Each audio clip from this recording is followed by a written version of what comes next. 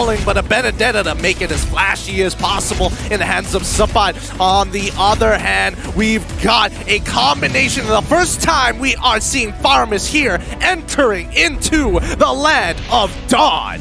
Ladies and gentlemen, this is going to be game one between Homebois versus Red Esports. And I'm looking forward to see how things are going to go because Homebois, they've made their piece, and that's going to be Sapat going to be helping out on Chibi with his farm before he actually goes up the lane. So a little bit of escort system coming in from Homebois for now. Personally, I like it because it's a small micro mechanic that abuses Benedetta. The fact that she can get around the map really, really quickly. She doesn't miss any EXP down on the bottom side, but Emerald is taking quite a bit of damage here. He should be able to sustain, but even Ash, again, beautiful, beautiful changes. The farmers can actually go over walls. Oh no, Sapat, he's having a very, very difficult time. He's going to get completely bullied out of the lane. Going to be forced to recall back out of there. Homebois played the safe approach by securing the orange buff and then the purple buff, allowing the Little Wanderer in the hands of Zayed. So that's going to give a little bit more mobility in the hands of Red Esports at the early stage again. Expedia going for the harassments, but not doing too much as of yet. Red Esports is going to be playing a little bit safe for now. Yeah, Chibi should naturally start matching up against Zayed at this stage of the game. I mean, Chibi, he's going to be fast, and especially when you're on Balmond, you just need to power farm your way to victory here. Down on the EXP lane, there's nothing much that Sapat can really do, and I don't think he needs help from anybody else. So unless Red Esports wants to try and punish him, good luck. It's Benedetta. It's not the easiest in the world. However, let's have a look at the sub-emblems here as the fight from Expedia as well as Mural isn't really going to come to fruition. I'm a little bit surprised by this emblem pickup coming from Sapat as well. I was expecting maybe the Festival of the Blood, but instead he opted to go for a little bit more damage when his HP is a little bit low. Maybe taking advantage of the skill spike to actually do a little bit more damage with Electro Final Blow, perhaps? Well, I think he's going to go for a full tank build, especially if you are taking Unbending Will. Your sustainability is not going to be there, but Chibi now in trouble. First blood achieved by Red Esports. A good setup coming in from Red to make sure that they could punish any stragglers coming in from the side of the Homebois, and unfortunately, it just had to be Chibi. Yeah, that's going to be a very difficult one. Sapat tried to make a play out of the situation. Now, popping the Electro Final Blow, he's a little bit stuck in a couple of terrain blocks, but Red QT, he can opt to go for the chase, but seems like he is going to be backing out, so he's going to be safe for now. Meanwhile, Ash in the middle lane, just very, very quick rotations with this Faramis. Very good decisions coming in from Red Esports. Like in most cases, junglers wouldn't look to go for a kill where you cannot guarantee getting the gold, right? But he chunked out Sapat, allowing Ren QT to actually get ahead in his lane. He proxies the wave at the same time, and now, as you can see, Sapat is a level down on Ren QT. But as of yet, seems like Red Esports, they've gotten full control. They need, from the side of Homebois, they are going to be relying a little bit more on Expedia trying to set up a couple kills. And as of yet, he hasn't been able to make this kind of plays. And guess what? They found him as well. Red Esports, they're looking for the fight. Here comes the Circling Eagle, catches Expedia, but seems like he's going to be A-OK. Miro needs to back off. Meanwhile, the Count Altar is going to keep them slightly alive. A little bit redemptive measure coming from Ash, but they still got the job done. They trade a jungler for a roam for Red Esports, and they're looking for more. Oh, Red Esports are playing hyper aggressively here. They're just scouting out for Expedia, knowing that if he calls for help, they can take the overall fight. Clean rotations from Red Esports so far. Homebois, I wasn't expecting them to be in a position like this. I thought they could get a little bit more, but the laners have been very, very efficient here for Red Esports. Until right now, Mal now in some trouble as he gets hit by the execution from Expedia, but it doesn't matter. He's way too low. And with Ash and as well as Zayed to back Mal up, it is a failed attempt. Oh, Expedia's timing could not be worse. As soon as he thought that Mao was alone, as soon as he made the jump out, everyone from side Red Esports was at the same time coming out to push the top lane, and because of that, he was caught with his pants down. That was just so unlucky. Meanwhile, Sapat taking a lot of damage coming from Red QT. Red Esports completely dominating on all lanes as of yet. Yep, Sapat's taking the brunt of the damage here. He is falling slowly behind. Anip is still same level as Mal so far, so he hasn't lost too much, but this next objective is going to be hard to get. Red Esports sticking together, making sure that they can't do anything. The Cult Altar has already been dropped, allowing them to take this turtle for free without any way of losing gold from the Homeboys. Subbot though, is he in trouble? Red QT, he could go for the kill, but decides to back off. It's just not worth it. Just bullying out the lane is going to be the way to go. Meanwhile, Red Esports going for a double supportive composition is actually working him out. Mao popping the sprint with the Matilda on top of the ball, keeping him alive, is doing wonders for this carry, and they're just hyper boosting the carry from the side of Red Esports. And I don't think the Natalia can do too much, but look at this on the top side. Expedia is going for the hunt. He's got a lot of information, but what can the rest of his teammates do about this? I don't think anything, apparently. I mean, Expedia is giving information, right? It's up to the Homeboys how they want to kind of capitalize on the information relayed to them. Mal so far and Ren QT at the top of the charts of the gold ranking. Anip closely behind them by 200 gold at this point in time, but as you can see, not everybody is having the best time. Like Subbot, especially being 500 gold down, he's basically a pair of boots down, but Ren, he continues to oppress him, and he does have an EXP lead on top of it all.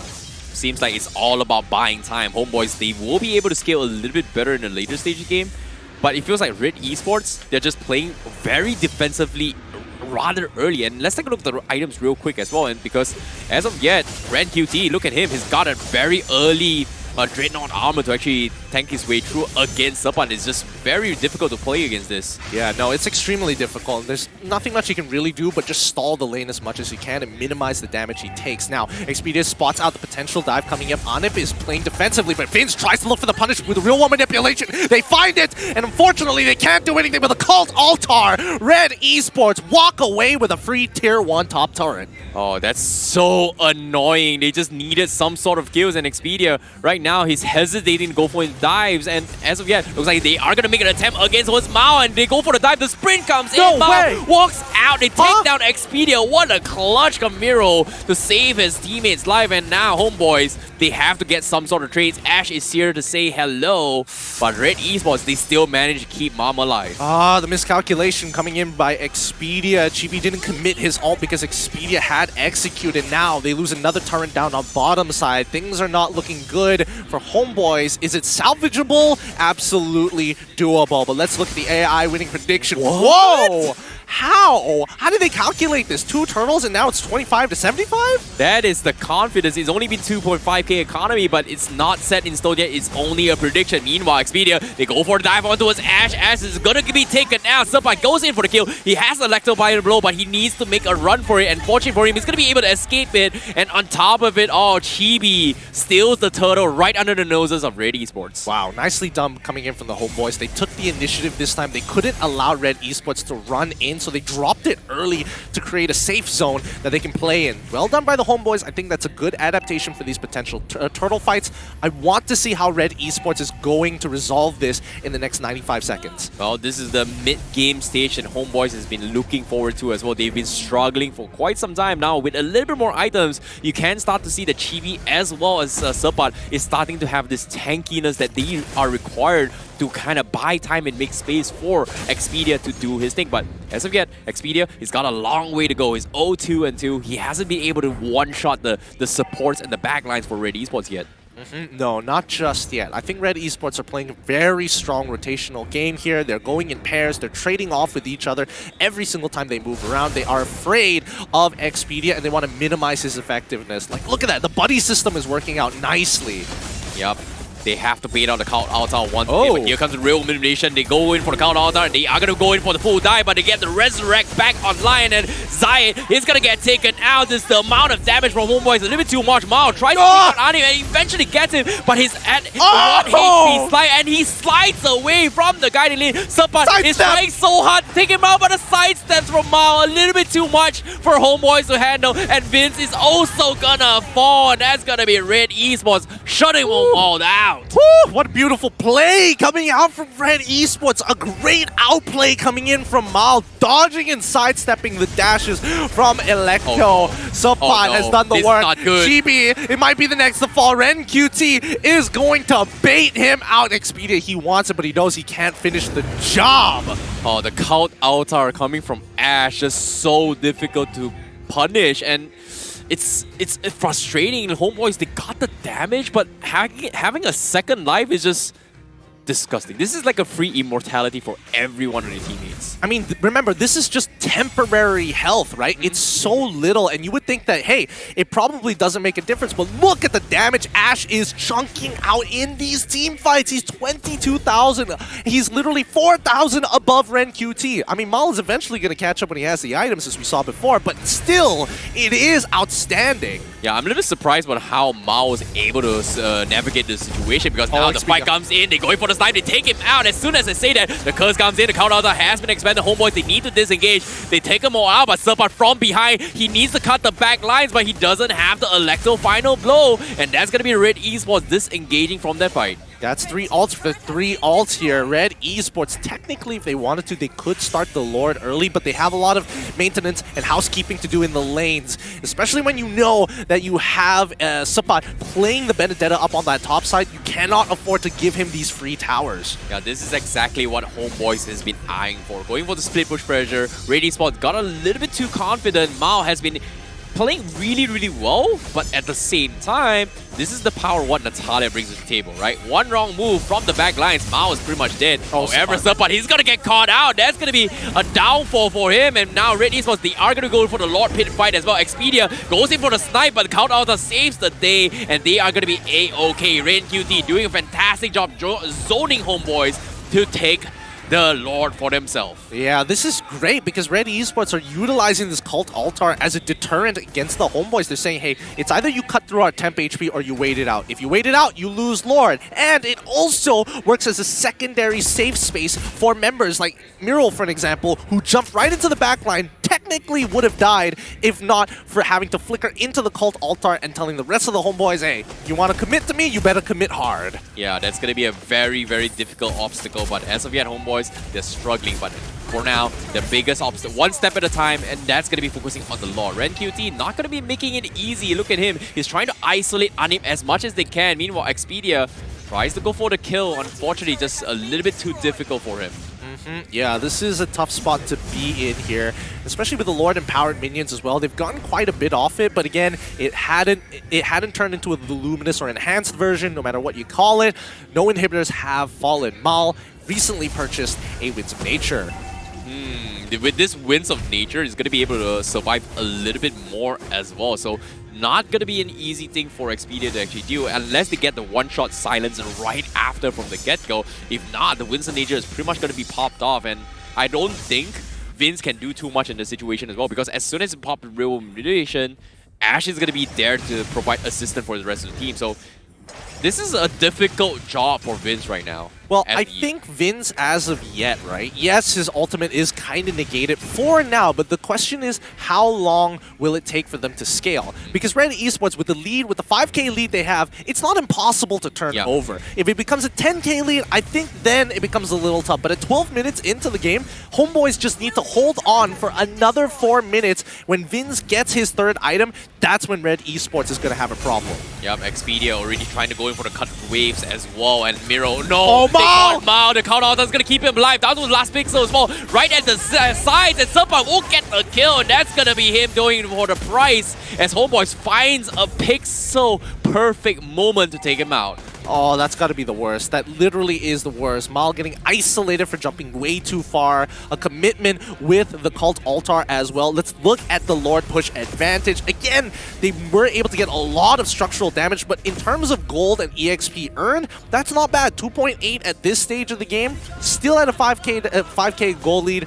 Somewhat of a 5K goal lead. Red Esports just needs to look for that big finisher. Agreed, but as of yet, they need to find a way to protect Mao as much as they can. Miro doesn't have the Aegis, so that's going to be flickers available, but Mao needs some way to survive the initial burst coming from everyone from the side of Homeboys. As long as he survives, all is well, because the counter is going to give him so much value in these team fights, and Homeboys, all they got to do is just play for time, play for objectives, play for catches, and they have been able to find opportunities like this.